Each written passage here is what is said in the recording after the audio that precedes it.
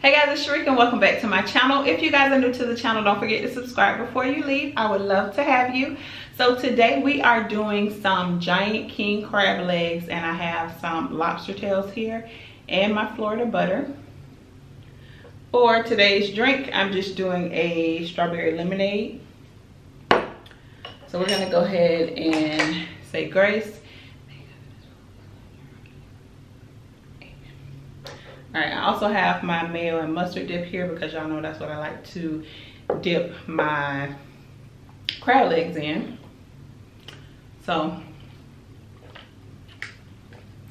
hey y'all. All right, I do have a story time today. It's a very sad story time. So we're gonna get our first dip in and we're gonna jump right into it. Look at these lobster tails. I got all this seafood from Rose, and I cannot find my good kitchen shears.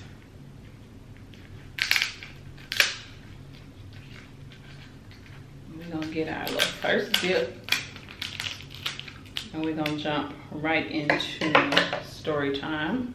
If you guys haven't already, go ahead and check out my vlog channel and follow me on Instagram. They're both I am Sharika B. I just posted a new vlog today, so if you haven't already, go ahead and check that out. All right, come on out of here. Oh, all right. I'm gonna keep this part in the shell so we can get into this story time. All right. Ooh, look at that, y'all. We're gonna hit it with some lemon.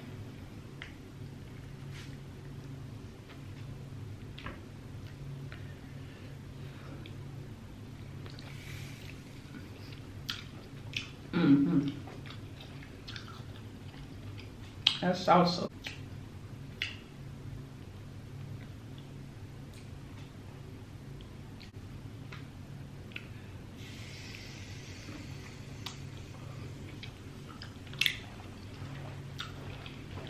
Oh. Okay, y'all, so the story is from Fatal Attraction. I have the link in the description box below. If you guys watch Fatal Attraction, you probably saw this episode already. I think it's like the most recent one, and I found it on YouTube. So I'm gonna switch up the name because I'm bad at names, so I just have to switch the names up. But there was a girl, and we'll just call her Sierra. Okay, so Sierra was 18 years old, and beautiful young girl, beautiful. She had a boyfriend. I think it was like high school sweethearts that she was head over heels about. Okay, I'm gonna put my other dip up here, child, so I can get going because I don't want to forget. So one night the cops were called out because there was a shooting. So when they got to the house, they found Kiera laying on the sidewalk, shot. Now she was shot in the arm, so she was holding her arm, and one of her friends was there with her. Okay. So the police asked, you know, what happened. The friend said, oh, shoot. The friend said she didn't know what happened. She found her like that.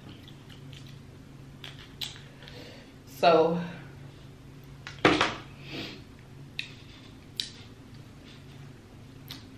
the police started asking Kiara because she was holding her arm. Her eyes were closed, but she was still kind of moaning and stuff like that. So they were trying to ask her, who did this to you? Who did this to you? But she didn't. Oh my goodness. But she didn't respond. So this is why I miss my good scissors, because I can't get into nothing. Hold on. Let me bite this thing real quick.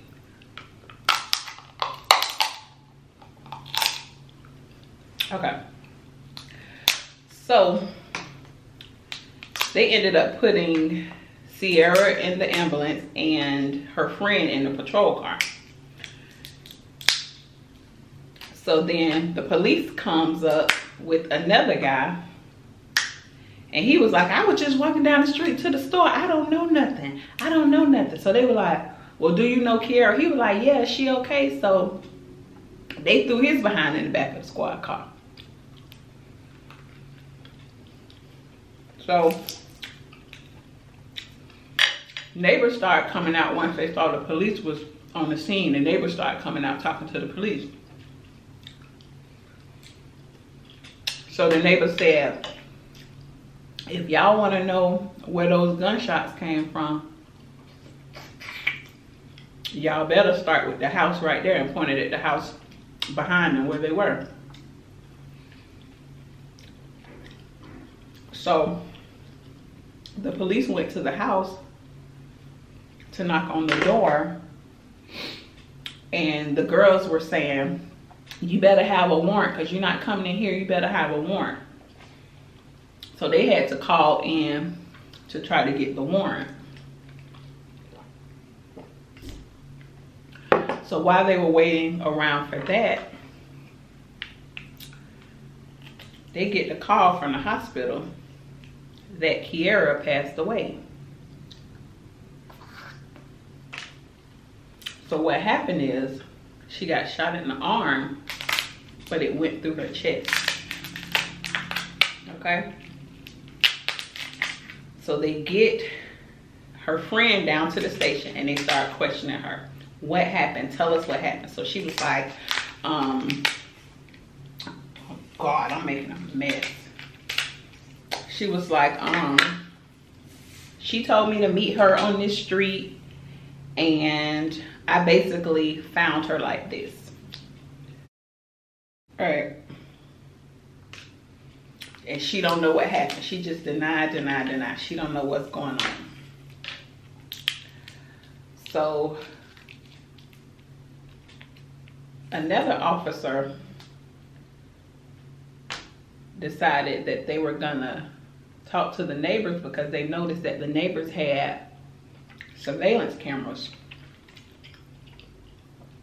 So the dude said, you know, he looked out his window. He saw about 4 people out there. The girls were actually inside the house. So they're more than welcome to look at the camera footage. So when they looked at the camera footage, they saw 3 people carrying Sierra out. Did I say her name was Sierra or Kiara? They seen 3 people carrying her out.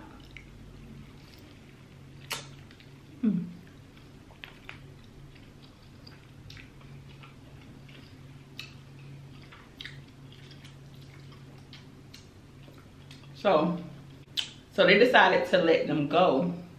They still didn't share the information that she had passed away, because they wanted to see, you know, how much information they can gather. They wanted the friends to think that, you know, she was okay and she would be able to tell who shot her.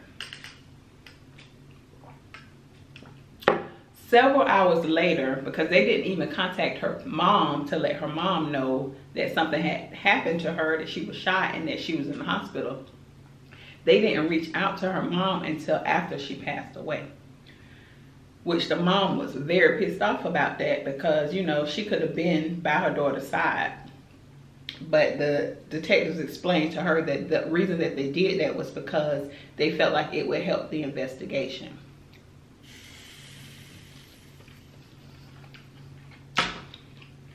So the mom said, I always knew he was going to do something like this to her. So the police was like, who are you talking about? So she said her boyfriend. She was basically in a really bad relationship. She said at first, you know, all the family members loved her boyfriend. Her boyfriend was real cool, very respectful. And then all of a sudden, you know, he just took a turn for the worse. She said, so it all started when, let me try with this. It all started when one day, one of her neighbors came knocking on her door to let her know that some boy was around the corner beating up Sierra. Turns out it was the boyfriend. So she said they would get into it all the time, but she would always make excuses for him, like, you know, the way he was raised, he don't mean it, he loved me, and stuff like that. And let me just tell y'all this, if a dude hit on y'all, he do not love y'all, because love do not hurt. And if he hitting on you, pushing on you, trying to control you, it's only gonna get worse. So,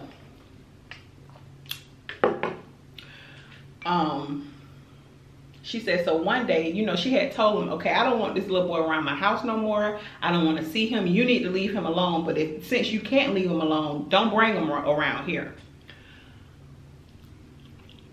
So one day she came home and the little boy was sitting on her couch. And she said she looking at her daughter, and you could tell something was wrong. And the first thing came to her head was, okay, he done did something to her, because she could just tell by the look on her face. Her daughter had on like a scully. She pulled the scully out. This girl had so many knots, cuts on her head from him. So she said she yanked that fool up. She said, listen, keep your hands off my daughter. Keep your hands off my child. I'm gonna call the police on you. I don't know. I would have had to throw hands on right then and there. Like, that's just me. Like, you know, we gonna have, it's gonna be some furniture movement. Okay, I'm gonna just let you know. So he was like, so call the police. She not gonna press no charges. She not gonna press no charges. She ain't going nowhere. And then the daughter was just sitting up there quiet. And then he said, come on, Sierra, let's go. And she walked out with him. So the mama didn't see her for 3 weeks. Then one night, she got the phone call in the middle of the night, her daughter crying, saying that the dude hit her in the head with a 2x4. So she just crying, saying, I don't understand why he keep doing this to me. He keeps saying he loves me. I'm in so much pain. So the mama went over there, took her to the hospital, and that time she pressed charges.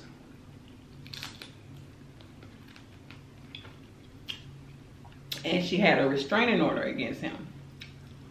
So she hadn't seen him in a while. It was broke up. So back at the station, the detectives called the friend back to the station and decided they was gonna go ahead and drop the news that Sierra didn't make it. So they told her, well, Sierra didn't make it. So the girl just lost it. Like, she like, y'all lying, y'all lying. She crying, she just going crazy. So after that, she decides she's gonna go ahead and tell the truth and tell what happened.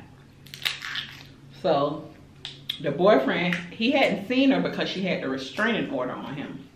Well, he convinced her to come see him. So she brought her friend with her, and he had his homeboy with him, I guess, for the friend. And it was at their sister's house. So the 2 sisters was there too. So they upstairs chilling in the room. Old boy pulls out the peacemaker, right? So they looking around, they like, oh my gosh, like where you got that from? And he like, I bought it from somebody from off the street. So he takes the clip out of the bottom, points the gun at the girl's arm and said, I should shoot you right now. I should shoot you right now. So she like, that's not funny. You need to stop playing. Everybody like, man, that's not funny. You need to stop. He laughing like it's a game. The gun goes off. So I guess it was one still in the chamber or whatever. The gun goes off. Everybody froze up, even Sierra. And then all of a sudden, everybody starts screaming. Sierra walking down the hallway. She goes down the steps. She holding her arm. But by the time she got to the bottom of the step, she fainted or, you know, whatever. So the two sisters come out of the room. What's going on? What's going on? They see the girl at the bottom of the steps bleeding. So they like, you need to get her out of here. You got to get her out of here. So they done picked Sierra up, put her in the neighbor's driveway. Okay, now this is his girlfriend that he claimed he in love with. Puts her in the driveway. So the two sisters, they like, you need to get out of here, talking to the boyfriend. You need to get out of here because you got that record. You need to get out of here. So he takes off running. Him and his friend, they take off running. Dum-dum, he throws the gun to his friend. I would have took that same gun and threw it at him, hit him in the back of the head. No, you ain't finna try to put that on me. No, take this with you. While you running, take this with you. So her friend stayed with her. And that's how, you know, she was there at the scene. So now the boyfriend on the run. When they questioned his friend, the dude, the stories matched up that it was an accident. But the police was saying, you know, since he cared about her so much, you didn't even care about her enough to try to call for help. You just left her on the road like a piece of trash. So he on the run, but he had a court date somewhere else. So they decided they was gonna go up to where he had the court date to arrest him. Long story short, when they went to trial, none of the friends got in trouble for helping him cover this up. Nobody got in trouble. They charged him with manslaughter, not murder, because it was an accident. And they only gave him 2 to 6 years. 2 to 6 years.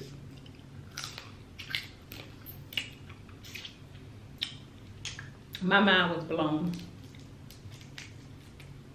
My mind was blown. Even though he still had, you know, that record, domestic violence reports on him. They saw that she had the restraining order on him. He still got 2 to 6 years.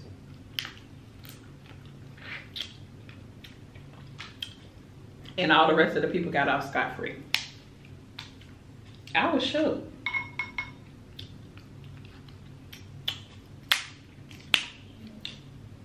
I was shook. So ladies, don't let these dudes put their hand on you.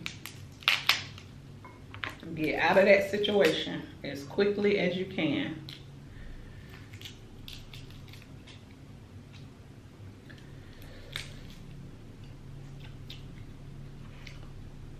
Y'all, this sauce is so good.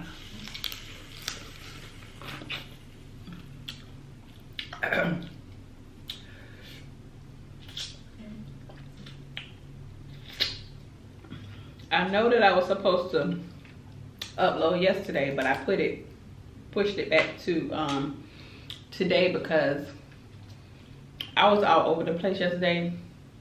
Y'all know that I just moved, and so I couldn't find my camera charger. I couldn't find my extra battery.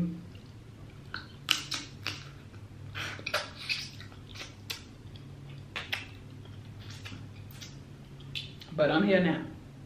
Okay. Let me eat this last little piece because my camera getting ready to cut off on me.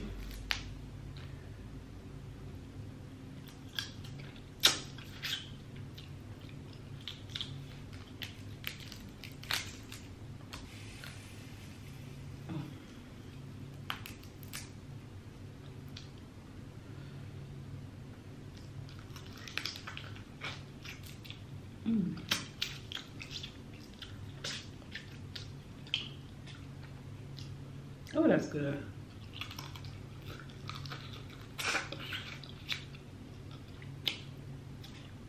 Okay guys, so I hope you're done eating. If you're eating with me, don't forget to like, share, and subscribe. Don't forget to click the next 2 videos at the bottom of the screen, and I will see you guys on the next one. Bye y'all.